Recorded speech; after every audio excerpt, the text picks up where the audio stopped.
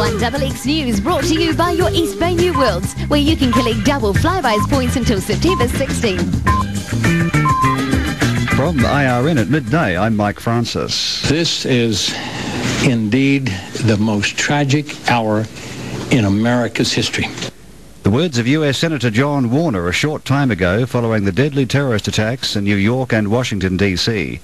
He says the American armed forces stand ready not only to defend the United States, but to respond to any orders they receive in the near future. The US President will address his people in about half an hour to tell them his response to the worst act of terrorism in modern times. The hijacking of 4 domestic passenger jets is being considered America's 21st century Pearl Harbor. 2 of the jets were piloted into the Twin Towers of the World Trade Center in New York, the 3rd went into the Pentagon, and the 4th went down in rural Pennsylvania. President George W. Bush has returned to the White House from an Air Force base in Nebraska, where he was initially monitoring events. He's scheduled to make a primetime broadcast at 12:30 our time. No one yet appears willing to even guess how many people were killed in this morning's terrorist attacks. US Defense Secretary Donald Rumsfeld says the horrific toll is still being tallied, and he fears the worst. Information takes time to come. People have been lifted out and taken away in ambulances, and the numbers will be calculated, and it will not be a few.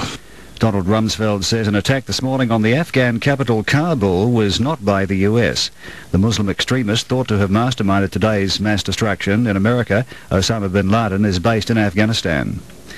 The shockwaves from the US attacks have been felt in this country. Foreign Affairs Minister Phil Goff says there's a chance that New Zealanders living and working in the States are casualties. A special 0800 number has been set up for people worried about loved ones in America. The number is 0800 USA 111 or 0800 872 111. Thousands of air passengers around the country have had their travel plan thrown into chaos as the United States closes its airspace in the wake of today's World Trade Center tragedy. Torben Akel reports from Auckland International Airport.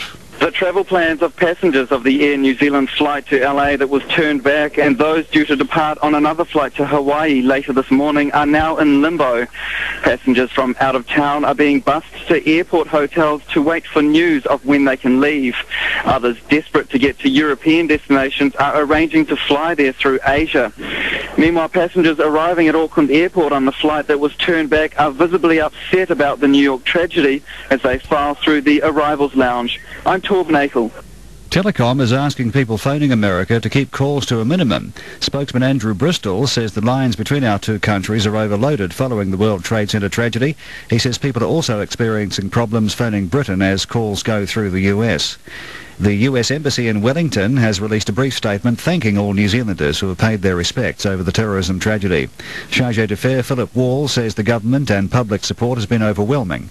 He says the messages and constant stream of flowers being delivered to the embassy illustrate the strong bonds of friendship between New Zealand and the US.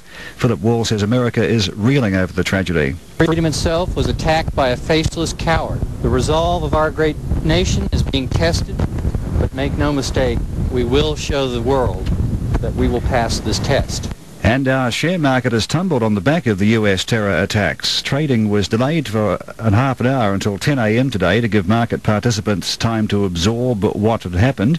Wall Street and other American markets have been closed all day. At the moment, the SE40 Capital Index is down 77 points at 1,888, a drop of around 4%.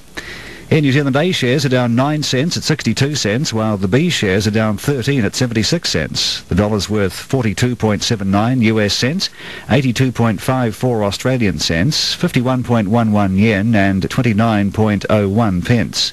The 90-day rate is 5.62% and the TWY is at 50.44. Money markets with Tower Financial Services, delivering award-winning investment services.